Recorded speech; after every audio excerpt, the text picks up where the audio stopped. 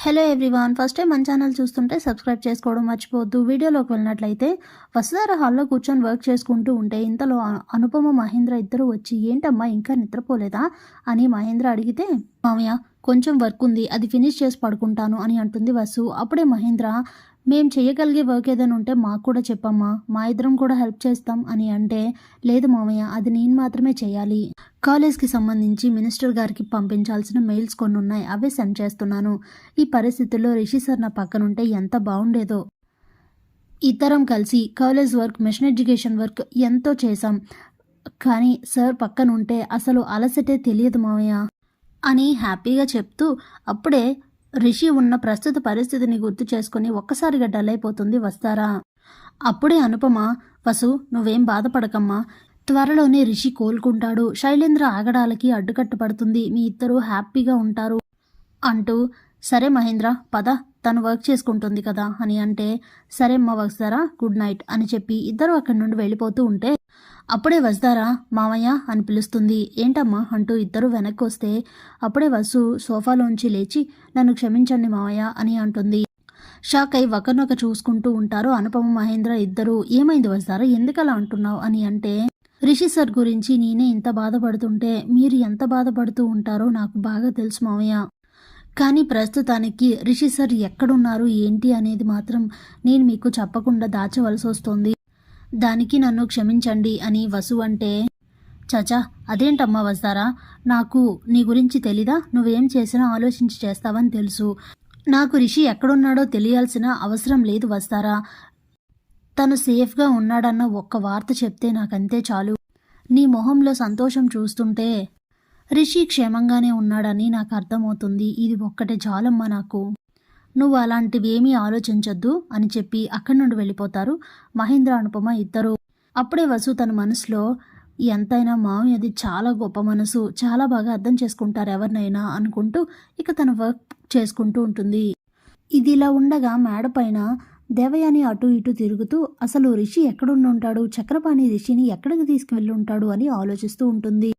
ఇంతలో Devayani phone ring అవ్వడంతో, ఇదేంటి ఈ టైంలో ఫోన్ ఎవరబ్బా అంటూ రాజీవ్ ఫోన్ చేయడం చూసి స్టన్ అవుతుంది దేవయాని.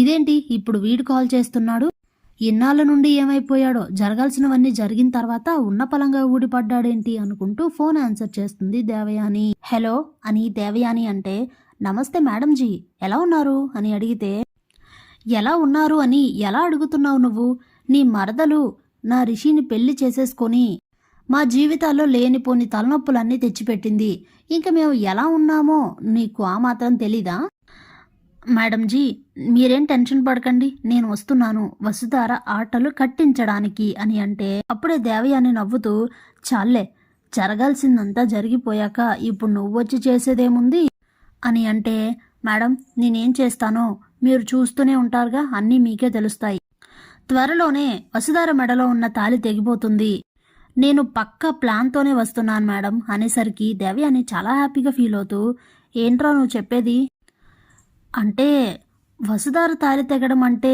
అర్థం అని అంటే, అవును మేడం నేను త్వరలోనే రిషిని చంపి వసుధార్ని నా సొంతం చేసుకోబోతున్నాను, అలా చూస్తూ ఉండండి మీరు అని అంటే, ఏంట్రా చూసేది, ఏంటి నువ్వు రిషిని చంపేది, అసలు రిషి ఎక్కడున్నాడో కనిపించడం లేదు అంటూ జరిగినది మొత్తం కూడా చెప్తుంది దేవయాని.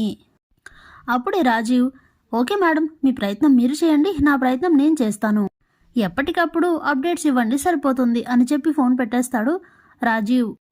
అప్పుడే దేవయాని తన మనసులో, ఏంటి ఈ రాజీవ్ గాడు ఈసారి ఏదో ప్లాన్ చేశానంటున్నాడు, నిజంగానే రిషిని చంపేస్తాడా, అదే గనక జరిగితే మా ప్రాబ్లమ్స్ అన్నీ సాల్వ్ అయిపోయినట్టే, నా కొడుకు DBSTకి MD అయిపోతాడు, ఇదంతా త్వరగా జరిగేలా చేయి దేవుడా అనుకుంటూ ఇక అక్కడి నుండి వెళ్ళిపోయి నిద్రపోతుంది దేవయాని. ఇంతలో రాజీవ్ రిషి కోసం బాగా వెతుకుతూ ఉంటాడు. ఇంతలో పెద్దయ్య వాళ్ళ ఇంట్లో ఉన్న చక్రపాణి ఓసారి బయటికి వెళ్ళడంతో అప్పుడే చక్రపాణిని చూస్తాడు రాజీవ్. ఏంటి మా మామ ఇక్కడున్నాడు అంటూ దగ్గరికి వెళ్ళబోయి, అమ్మో ఇప్పటికీ నా మీద చాలా కోపంగా ఉన్నాడు, వద్దులే అనుకుంటూ దూరం నుండే చక్రపాణిని గమనిస్తూ ఉంటాడు రాజీవ్. ఇక చక్రపాణి కావలసినవన్నీ తీసుకొని మళ్ళీ పెద్దవాళ్ళ ఇంటికి వెళ్ళేసరికి అప్పుడే తన వెనకే వెళ్ళి అక్కడ రిషి ఉన్నాడని తెలుసుకొని చాలా హ్యాపీగా ఫీల్ అవుతాడు రాజీవ్. ఇప్పుడు రిషి ఉన్న ఈ పరిస్థితుల్లో నా ప్లాన్ చాలా ఈజీ అవుతుంది అనుకొని అర్ధరాత్రి వెళ్ళి రిషిని కత్తితో గాయం చేసి చంపేస్తాడు రాజీవ్. అప్పుడే అయిపోయింది, నేను అనుకున్నదంతా అయిపోయింది, నా కోరిక నెరవేరినట్లే అంటూ చాలా హ్యాపీగా ఫీల్ అవుతూ నిద్రలో నుంచి ఉలిక్కిపడి పైకి లేస్తుంది దేవయాని. అప్పుడే పక్కనే ఉన్న ఫణీంద్ర లేచి, ఏ దేవయాని, ఓయ్ దేవయాని, ఏంటిది, ఏం చేస్తున్నావు అంటూ తనని తట్టి పిలిచేసరికి ఒక్కసారిగా తేరుకుంటుంది దేవయాని. Thanks for watching.